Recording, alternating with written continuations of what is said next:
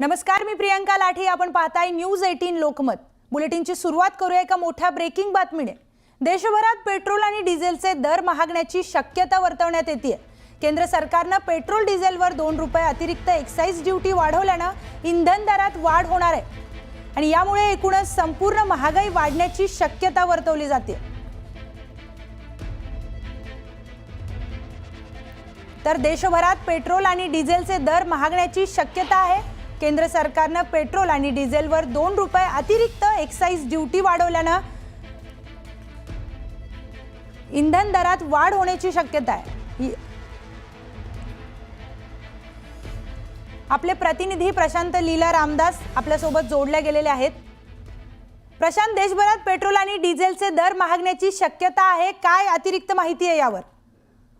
आणि या संदर्भात नुकताच एक खुलासा केंद्रीय पेट्रोलियम मंत्र्यांच्या वतीने करण्यात आला. त्यांनी म्हटलंय की आम्ही ज्या पब्लिक सेक्टर युनिटच्या कंपन्या जसं BHL असो किंवा मग सोबत जर बघितलं तर भारत पेट्रोलियम असो किंवा मग इंडियन ऑइल असो, या कंपनींना आम्ही माहिती दिलेली आहे की तुमचे एक्साइजचे दर वाढवलेले आहे, पण याचा निश्चित परिणाम हा रिटेल जे प्राइजेस असतात किंवा किरकोळ जे मूल्य असतं ज्याच्यामध्ये पेट्रोल पंपमधून सर्वसामान्यांना पेट्रोल मिळतं त्यावरती होणार अशा प्रकारचा खुलासा त्यांनी केला आहे. पण याचा अर्थ असा होत नाही का काल साधारणतः जर बघितलं आपण तर साधारणतः जर डिझेलचे जर दर वाढले तर निश्चितपणे महागाईवर परिणाम होत असतो.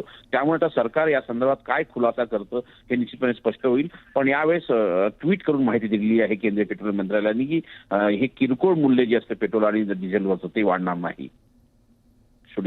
धन्यवाद प्रशांत. बोलूया पुढच्या बातमीकडे. तर शेअर बाजारात आज ब्लॅक मंडे पाहायला मिळालाय.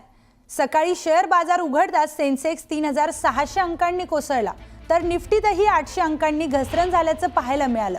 अमेरिकेने शनिवारपासून डोनाल्ड ट्रम्प यांना जाहीर केलेला 10% टॅरिफ वसूल करण्यास सुरुवात केली आहे. ज्या देशांशी अमेरिकेचा व्यापार आहे त्या देशांमधून येणाऱ्या सर्व आयातीवर हे शुल्क लादण्यात आलं. त्याचाच भारतीय बाजारासह जागतिक शेअर बाजारावरही परिणाम झाला. जपान, हाँगकाँग, ऑस्ट्रेलिया यासारख्या मोठ्या बाजारपेठांमध्ये मोठी घसरण नोंदवण्यात आली आहे. या घसरणीमुळे गुंतवणूकदारांचं मोठं नुकसान झालंय. जे काही होतं आहे हे डोनाल्ड ट्रम्पच्या पॉलिसीजमुळे होत आहे आणि ते जे पण पॉलिसीज आणतात आहेत त्यांची जी पण फिलॉसॉफी आहे ती पूर्ण आत्तापर्यंत जे एक अर्थशास्त्र कसं चाललं पाहिजे याच्यावर जे एक सर्वानुमत जे होतं त्याच्या हे पूर्णच काहीतरी वेगळं करतात आहे.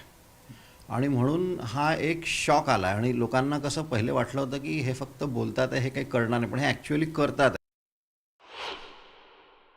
सोमवारचा आठवड्याचा पहिला दिवस आहे आणि ज्या प्रकारे शुक्रवारी अमेरिका आणि इतर आंतरराष्ट्रीय बाजारांमध्ये जी पडझड झाली त्याचे पडसाद हे भारतीय बाजारावर पडणं हे खूप अपेक्षित होतं आणि अगदी बाजार पत्त्याच्या बंगल्यासारखा कोसळलेला आपण बघितलं आहे. ट्रम्प साहेबांनी जे एक ट्रेड वॉर चालू केलेला आहे आणि टॅरिफ वॉर ज्याला आपण म्हणतो ते चालू केलं आहे, त्यात सगळ्या एकूण पूर्ण या गेममधला हा एक भाग आहे. कोणाला वाटत असेल की अमेरिकेत जे घडले ते भारतात घडणार नाही, भारतामध्ये सुद्धा अशा प्रकारचाच स्फोट होण्याची भीती मी वारंवार व्यक्त केलेली आहे आणि ते होणार.